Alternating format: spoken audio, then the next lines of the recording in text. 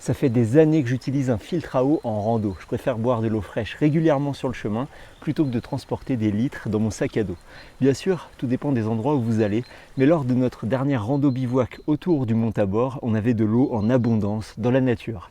Alors le filtre c'est top, mais la durée de vie n'est pas illimitée. Pour le Katadyn BeFree et le filtre Salomon, il est dit qu'on peut filtrer jusqu'à 1000 litres, mais tout dépend de la qualité de l'eau. Si c'est une eau boueuse, la durée de vie sera bien plus réduite que si vous filtrez une eau claire. Et puis, même en filtrant de l'eau claire, on n'atteindra probablement jamais les 1000 litres théoriques. Certains ne voient pas l'intérêt de filtrer l'eau d'un ruisseau en altitude et ne sont jamais tombés malades. Tant mieux pour eux. D'autres n'ont pas eu la même expérience avec de l'eau qui semblait pourtant claire. Un exemple récent, la mésaventure de randonneurs sur le GR20 en Corse qui sont tombés malades après avoir bu de l'eau à un refuge.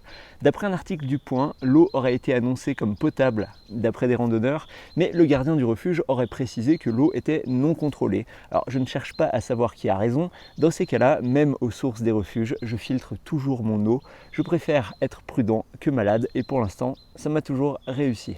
Mais peut-on faire confiance à son filtre? Si j'en crois le retour de plusieurs personnes qui ont été malades, même en utilisant leur filtre BeFree, j'avoue qu'on a le droit de se poser des questions. C'est arrivé à Philippe de la chaîne Bivouac 2.0, comme il l'explique dans une vidéo sur Instagram. C'est arrivé également à Sylvain, qui en parle dans une vidéo sur sa chaîne. Il est tombé malade après avoir filtré de l'eau avec un BeFree. Alors, c'est fiable ou pas? Personnellement, j'ai jamais été malade avec mes filtres BeFree et Salomon, qui sont tous les deux fabriqués par Katadyn avec la même technologie de fibre creuse. Mais ils ont une durée de vie limitée et les miens ne sont plus opérationnels. Par exemple, si je buvais encore avec, je prendrais le risque d'être malade. Alors, comment estimer quand le filtre est hors d'usage? Dans la notice d'utilisation du BeFree, Katadyn propose un test pour évaluer son intégrité.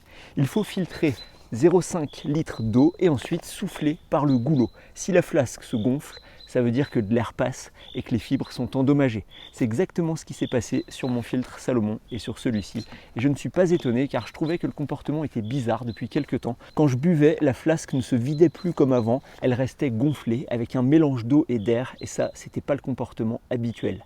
Donc faites le test si vous avez ces filtres. Il vaut mieux être prudent que malade. La limite de 1000 litres, c'est sur le papier. Dans la pratique, j'ai pas filtré autant et pourtant, mes deux filtres sont hors d'usage. Donc pour partir autour du Mont Tabor, j'ai pris mon filtre Sawyer Squeeze, le grand modèle. Ça nous a permis de remplir nos flasques depuis ma poche Platypus de 2 litres, remplie d'eau prélevée dans la nature. Le Squeeze est donné pour une quantité incroyable de litres d'eau filtrée, 378 500 litres, mais il sera inutilisable bien avant cette limite. Quand je vais en rando à la demi-journée ou à la journée, je prends plutôt mon filtre Oco, qui lui utilise une autre technologie de filtration qui n'est pas basée sur des fibres creuses. D'ailleurs, si vous voulez le tester, utilisez le code OCOJR10 pour avoir 10% de réduction. Je le trouve beaucoup plus pratique à utiliser que le Sawyer puisque je peux boire directement après l'avoir rempli. Quand j'utilise le Sawyer, je dois transvaser dans un autre contenant. C'est pas très pratique pour une sortie à la demi-journée, mais ça l'est beaucoup plus en rando pour plusieurs jours pour remplir plusieurs flasques d'un coup. Mon filtre Oco et mon filtre Sawyer fonctionnent encore et j'ai jamais été malade. Mais eux aussi seront bons à jeter à un moment donné. C'est ce qu'il faut retenir. Les filtres sont très pratiques, mais ils ont une durée de vie limitée. Il faut éviter de les exposer au gel et aux eaux trop boueuses, sauf si on n'a vraiment pas le choix. Et il faut s'attendre à les changer plus ou moins régulièrement. Alors, est-ce que ça vaut le coup de mettre une trentaine d'euros dans un filtre de rechange chaque été? Ou vaut-il mieux acheter de l'eau à 4 ou 5 euros la bouteille dans un refuge? Je relève les copies dans 3 heures. Enfin non, écrivez un commentaire, ce sera plus facile. Merci d'avoir regardé cette vidéo et je vous dis à très bientôt pour la prochaine.